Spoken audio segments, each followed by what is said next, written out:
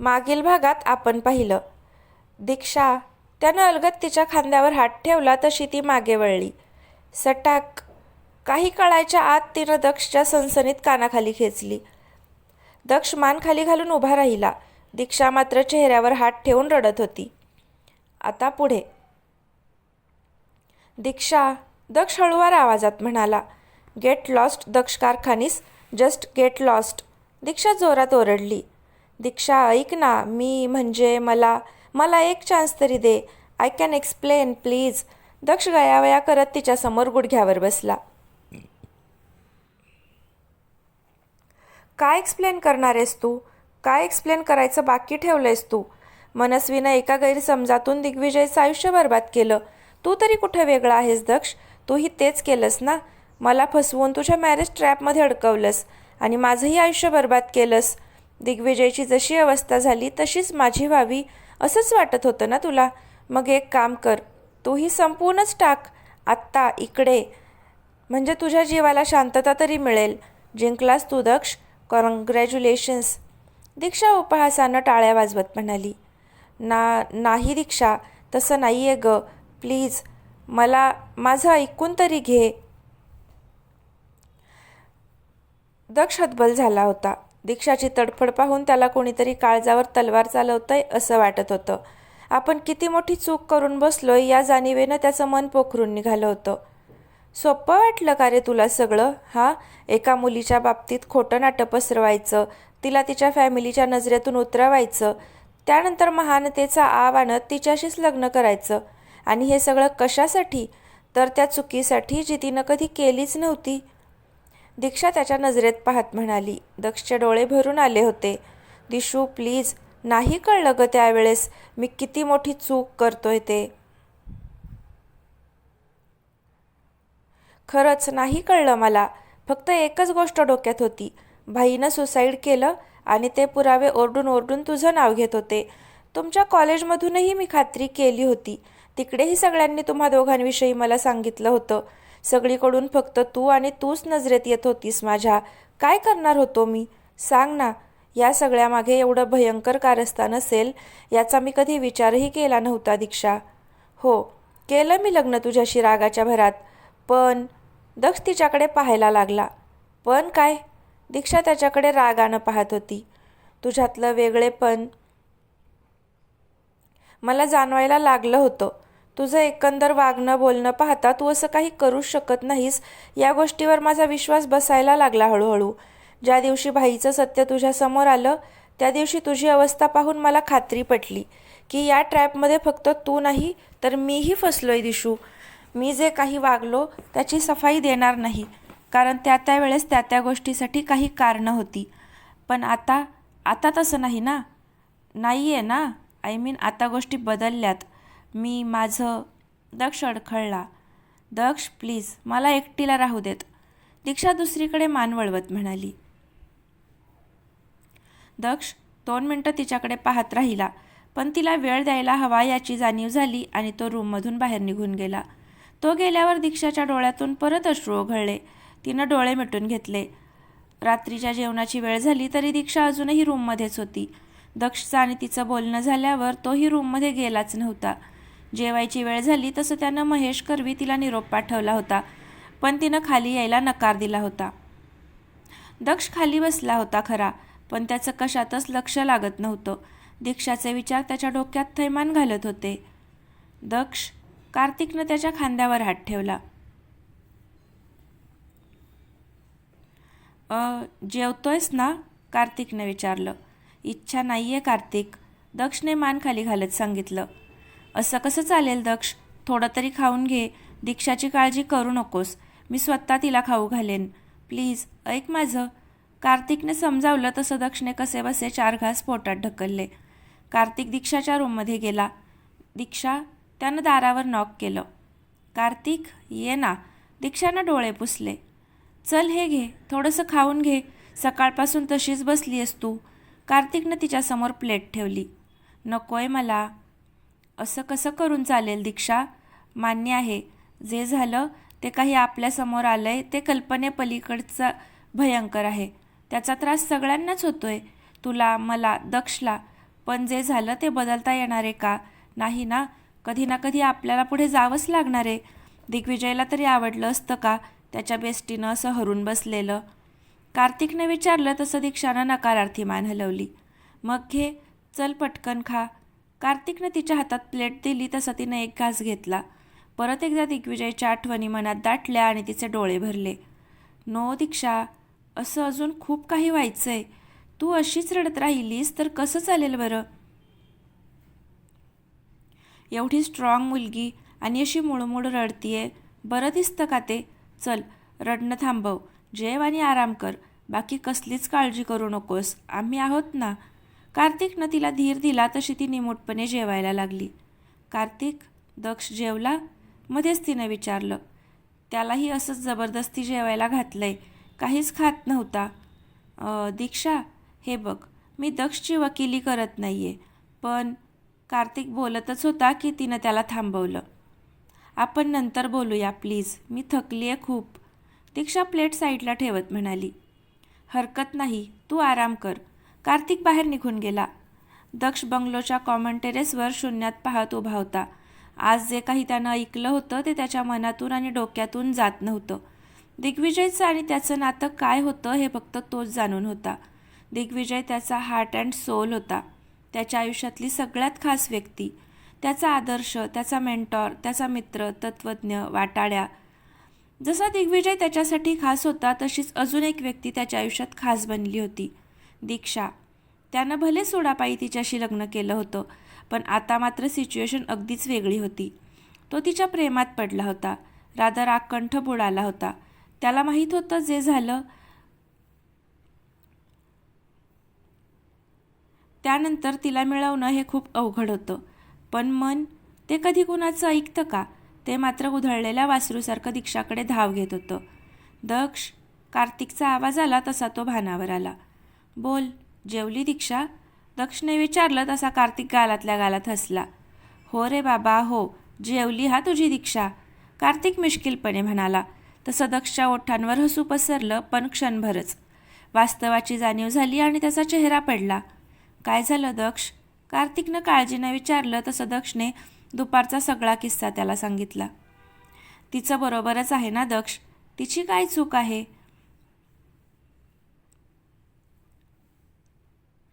हे माहीत नसताना तिनं एवढं सगळं सहन केलं, मग राग येणं स्वाभाविक आहे ना, कार्तिक म्हणाला.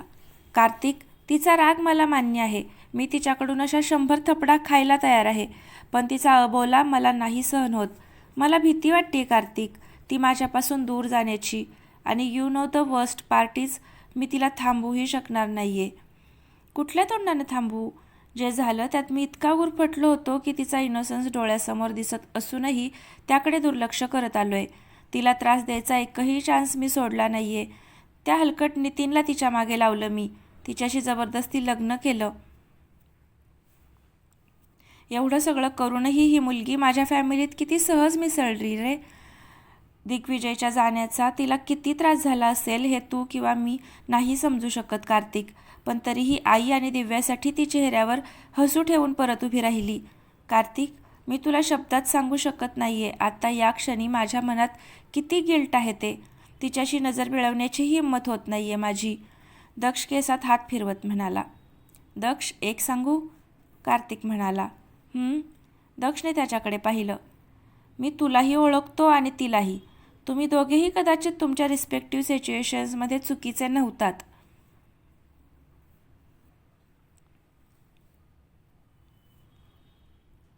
अर्थात तिच्याशी जबरदस्ती लग्न करणं किंवा तिला त्रास देणं ही तुझी चूकच होती, पण प्रत्येक गोष्टीला केवळ त्या वेळची परिस्थिती जबाबदार होती आणि ती कुणाच्याच हातात नव्हती. तुम्ही दोघेही त्या चक्रात अडकलात आणि हे सगळं घडलं. पण अजूनही वेळ गेलेली नाही दक्ष. हे बघ, दीक्षा तुला माफ करेल का नाही हे मला माहीत नाही, किंवा तुझ्या मनात तिच्याबद्दल जशा फिलिंग्स आहेत तशा तिच्याही मनात असतील याची गॅरंटी मी देऊ शकत नाही. पण एक मात्र नक्की सांगू शकतो की तू तुझ्या मनात जे काही आहे ते तिला सांग. तुझ्या भावना तिच्यापर्यंत पोचव दक्ष. त्यानं सगळं सुरळीत होईल असं मी म्हणणार नाही,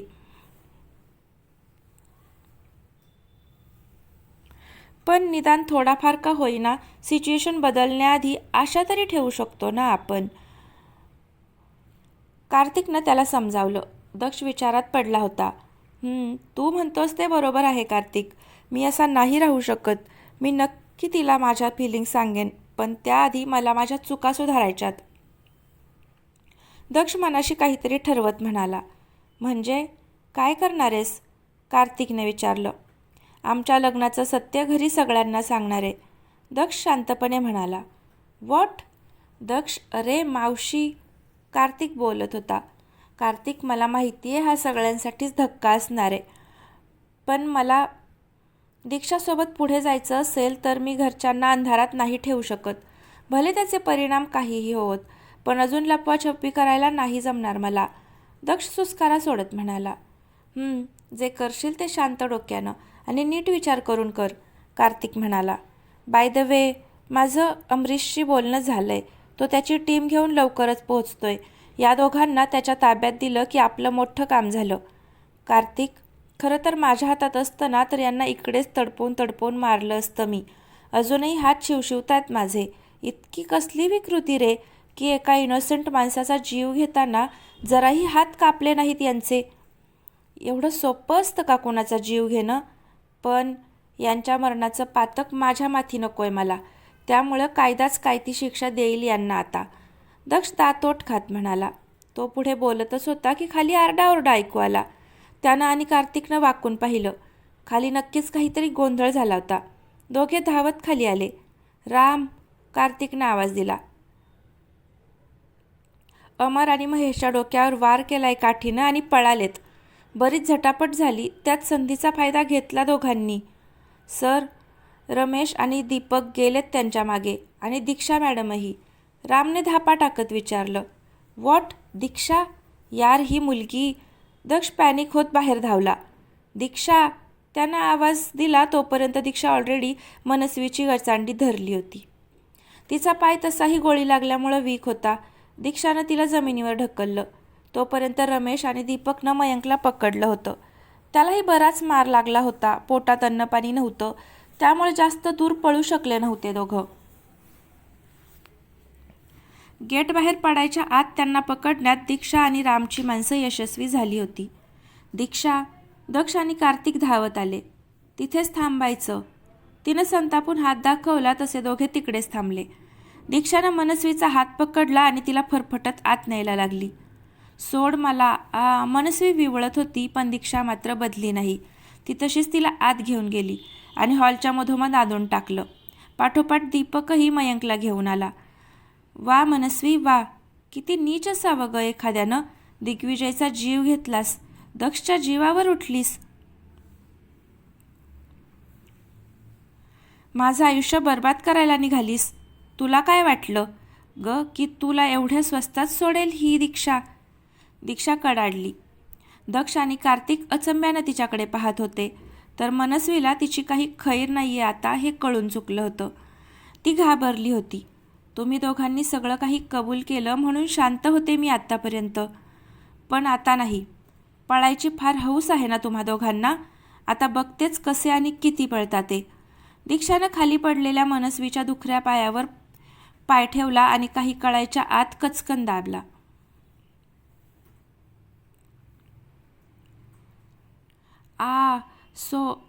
मनस्वी कळवळली. तिच्या डोळ्यातून घळाघळा अश्रू गळायला लागले. मयंक तिला पाहून स्वतःला सोडवायचा प्रयत्न करायला लागला. सोड तिला. तो ओरडला तसा दीपकने एक सनसनीत पंच त्याच्या जबड्यावर मारला. मनस्वी, खूप मज्जा आली ना तुला दिवीला मारताना. असाच त्रास दिलास ना तू त्याला. असाच तडफडला ना माझा दिवी तू इंजेक्शन दिल्यावर. आता तुला दाखवते मरण म्हणजे काय असतं. तुझी अशी अवस्था करेन की भीक मागशील मरणाची. दीक्षाचं साधं सोज्वळ रूप पाहिलंस ना, आता त्याच दीक्षाचा क्रूरपणाही बघ.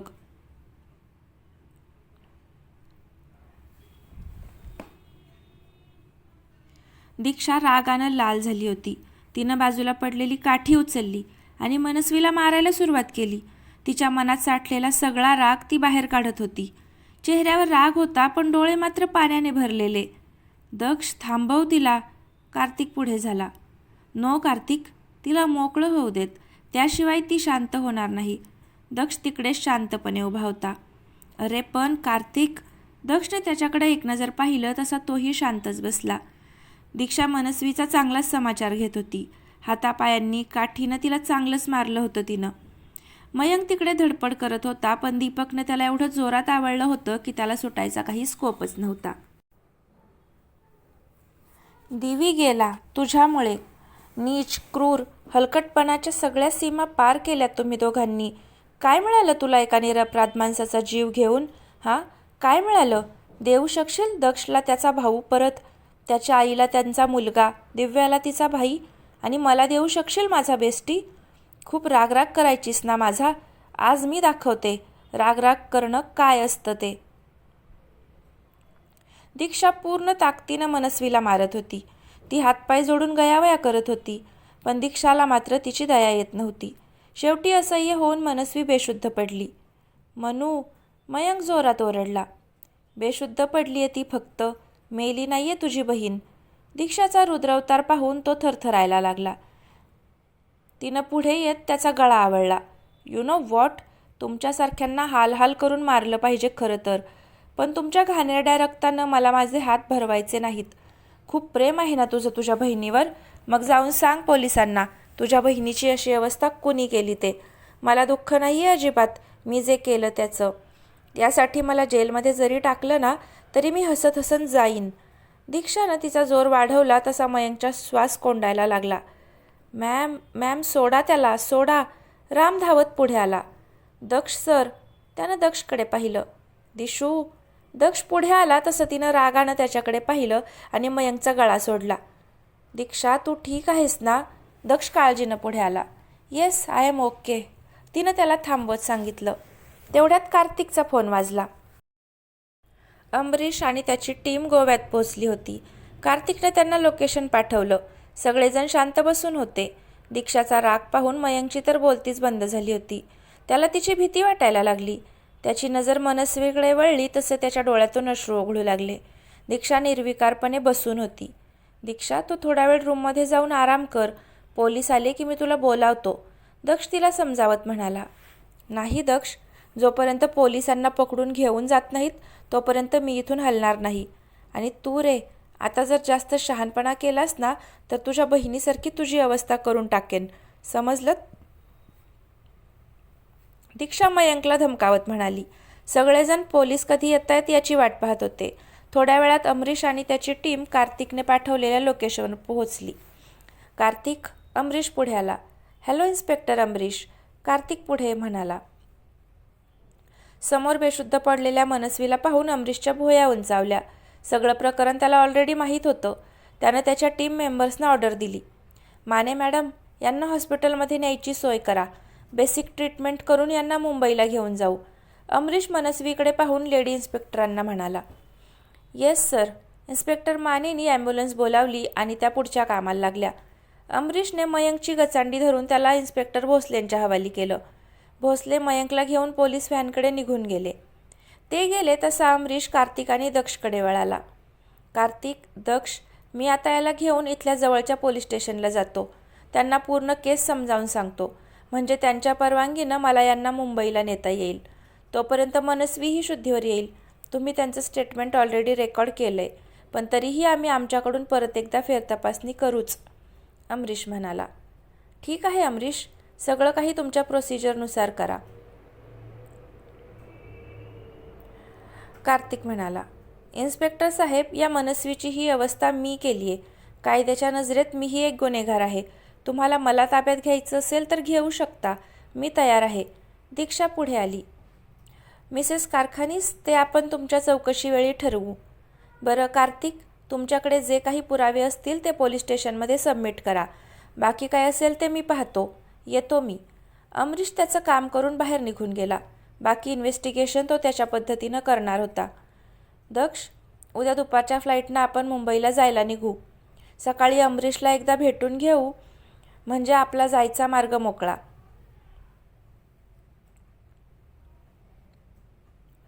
हो चालेल, दक्ष म्हणाला. एवढ्या मोठ्या लढाईनंतर सगळेच शारीरिक आणि मानसिकरित्या थकले होते.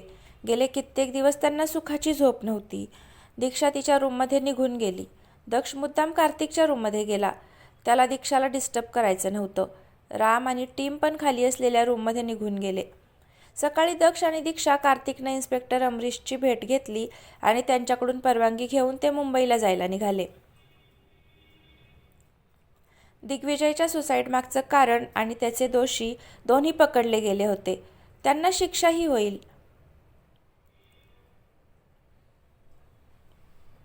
दीक्षा, दक्ष आणि कार्तिक गोव्याहून परत यायला निघाले. पूर्ण प्रवासात तिघे शांतच होते. दीक्षासाठी दिग्विजयचं सत्य डायजेस्ट करणं अजूनही खूपच अवघड होतं. राहून राहून तिच्या डोळ्यासमोर त्याचा चेहरा येत होता आणि मन भरून येत होतं. दक्ष तर सगळीकडूनच अडकला होता. एकीकडे दिग्विजय गेल्याचं दुःख, तर एकीकडे दीक्षाला त्रास देण्याचं गिल्ट. अशा दुहेरी पाशात तो अडकला होता. कार्तिकला या दोघांच्या भविष्याची चिंता लागून राहिली होती. तिघेही आपापल्या विचारात मग्न होते.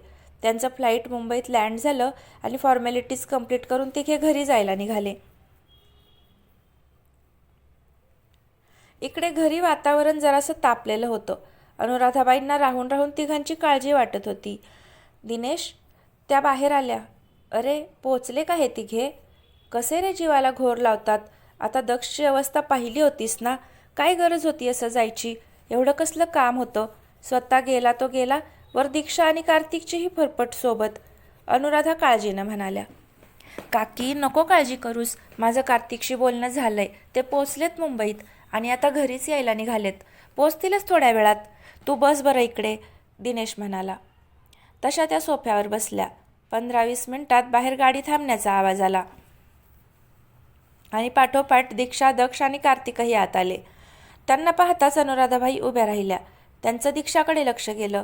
तिचा चेहरा पार उतरला होता. एखाद्या भग्नावेशासारखी ती उभी होती. अनुराधाबाईंच्या काळजात धस्स झालं तिला असं पाहून.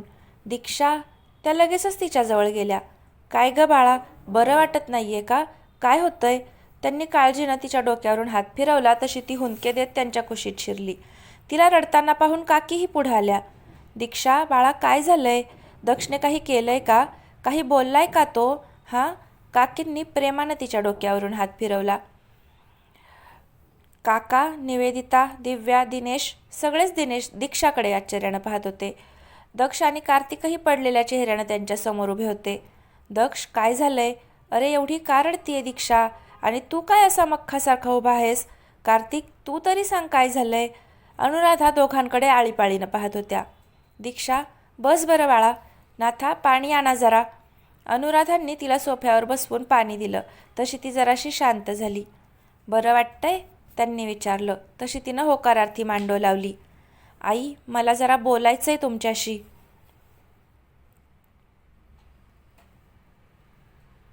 सगळेच बसा इकडे, दक्ष गंभीर चेहऱ्यानं म्हणाला. तसे सगळेच टेन्शनमध्ये आले. दक्ष, अजून किती सस्पेन्स वाढवणार आहेस? सांग आता काय झालं ते, दिनेश म्हणाला. दादा, आम्ही तिघं गोव्याला गेलो होतो आणि ते कामासाठी नाही, तर भाईच्या खऱ्या गुन्हेगारांचा शोध घेण्यासाठी, दक्ष म्हणाला. तसे सगळेच अवाक झाले. खरे गुन्हेगार म्हणजे? अनुराधांनी न कळून विचारलं. आई, मी जे काही सांगणार आहे ते तुमच्यासाठी धक्कादायक असणार आहे, पण शेवटी तेच सत्य आहे. त्यामुळं आपल्याला ते ॲक्सेप्ट करावंच लागणार आहे. भाईनं सुसाईड केलं नव्हतं आई. आपला संशय खरा होता.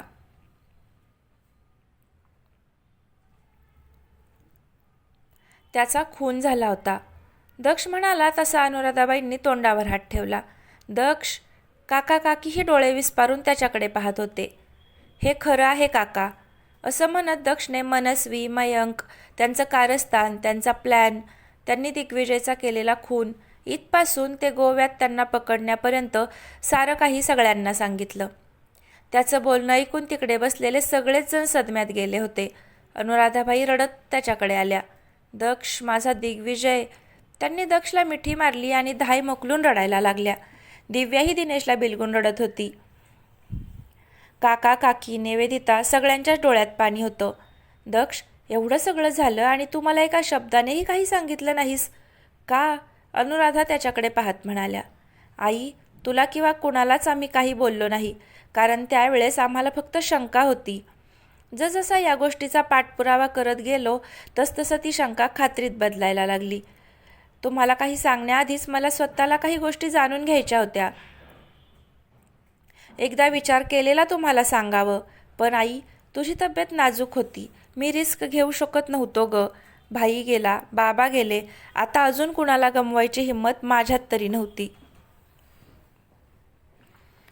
खरंच माझ्यात ताकद नाहीये ग, दक्ष हतबल होत म्हणाला. दक्ष त्याच्या काकीनं पुढे येऊन त्याच्या डोक्यावरून हात फिरवला. दक्षचं दीक्षाकडे लक्ष गेलं. ती निर्विकारपणे त्याच्याकडे पाहत होती. त्यानं सगळ्यांकडे एकवार पाहिलं. फक्त एवढंच नाहीये, मला ॲक्च्युली तुमच्याशी अजून काही बोलायचं आहे. मी दक्ष बोलतच होता की दक्ष, कार्तिकनं त्याला अडवलं. दक्षने त्याच्याकडं पाहिलं तसं त्यानं नकारार्थी मान हलवली.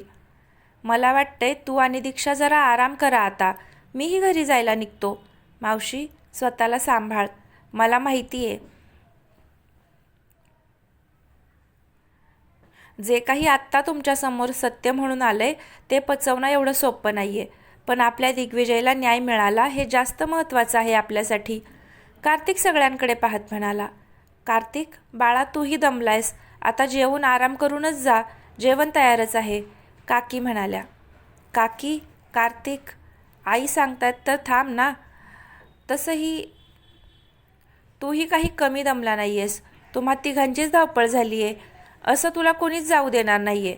निवेदिता म्हणाली तसा कार्तिक निमूटपणे तिकडे थांबला. दीक्षा वर निघून गेली. पाठोपाठ दक्ष आणि कार्तिकही वर निघाले. दक्ष, जरा बोलायचंय. कार्तिक त्याला गेस्ट रूममध्ये घेऊन गेला. कार्तिक, का थांबवलंस मला? दक्ष म्हणाला. वेडा आहेस का तू दक्ष? अरे खाली सगळ्यांची अवस्था पाहिलीस ना. दिग्विजयच्या मृत्यूचं सत्य कळल्यावर त्यांना एवढा धक्का बसला होता. तर तुमच्या लग्नाचं सत्य समजलं तर ते सगळे तुटून जातील. थोडा तरी विचार कर. मी असं म्हणत नाहीये की तू घरच्यांना तुमच्या लग्नाबद्दल सांगू नकोस, पण आधी त्यांना सावरू तरी देत जरासं. कार्तिक त्याला समजावत म्हणाला. तुझं म्हणणं मला पटतंय कार्तिक, पण हेही तितकंच खरं आहे की मी अजून जास्त थांबू शकत नाही. माझ्या मनावर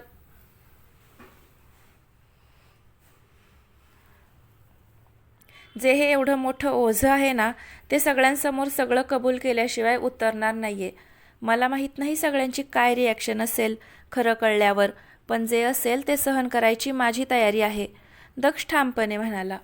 बरं, तू जा, जरा आराम कर आणि दीक्षालाही बघ जरा, कार्तिक म्हणाला. तसा दक्ष त्याच्या रूममध्ये निघून गेला. दीक्षा वर आल्यावर एका कोपऱ्यात शांतपणे बसली होती. दक्ष आत आला तशी ती लगेच सावरून उभी राहिली. दीक्षा, त्यानं हाक मारली. मी फ्रेश व्हायला जातीये, तिनं रुक्षपणे सांगितलं आणि वॉर्डरोबमधून कपडे घेऊन ती आत निघून गेली.